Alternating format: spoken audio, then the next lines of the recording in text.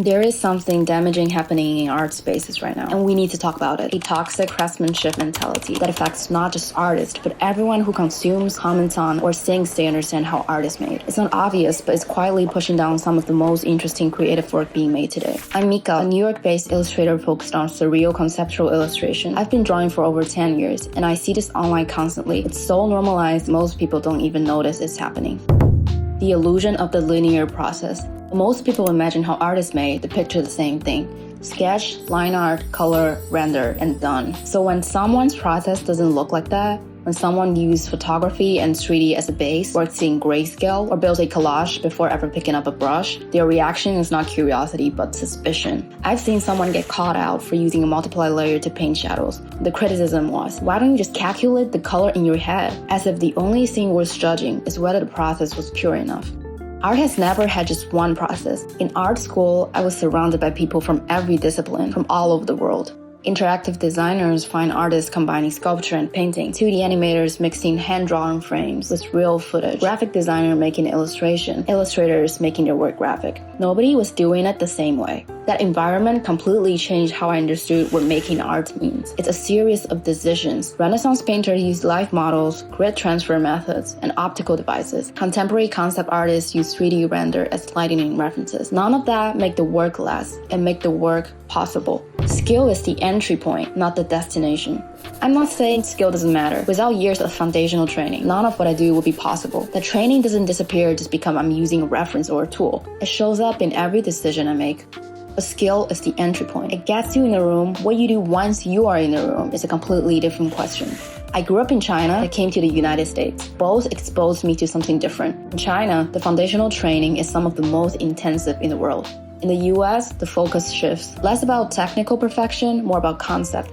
That experience let me see what happens when skill exists but the vision is absent, and what happens when the vision is there but the skill isn't strong to carry it.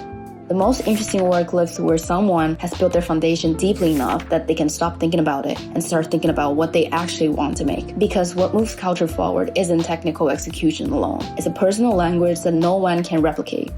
This is something I made about 6 years ago, and this is what I make now. 6 years ago, the skill was there, but there was nothing behind it. Now the foundation is deeper, and so is what I'm trying to say. Art is diverse. A good example of this is Klein's blue. You walk up to it, and it's exactly what it sounds like. A canvas painted entirely in one shade of blue. The immediate reaction from a lot of people is, I can do that too. But Klein worked with a chemist to develop that specific blue. The pigment, the resin, the application, all engineered so the color holds an intensity that no standard paint could achieve. The craft was there, it just didn't look like what people expected crafts to look like. That's what happens when someone can't see the vision. They go looking for the skill, and when the skill isn't in a form they recognize, they conclude there's nothing there. That is not a criticism of the work, but a limitation of the viewer's visual language. Visual literacy isn't something most people are trained in. I say that without judgment, but when the limitation turns into judgment, it becomes a problem. When someone with no framework for art direction feels confident enough to tell an artist their process is wrong. Illustration can live inside graphic design. 3D can serve as the foundation for 2D work. Collage can be the starting point for a fully rendered piece. These disciplines have always borrowed from each other. The idea that any medium has one correct process isn't a standard. This is what concerns me the most, when a creator is early in their career, still finding their voice, and they encounter this kind of criticism. The easiest thing to do is shrink, go back to the safe process, and in doing that, they lose exactly what's starting to make their work interesting. The work that gets remembered is almost never the work that follows the rules most carefully. It's the work where someone makes a strange decision, committed to it, it turned out to be right. That requires confidence. And confidence requires an environment where experimentation isn't treated as cheating.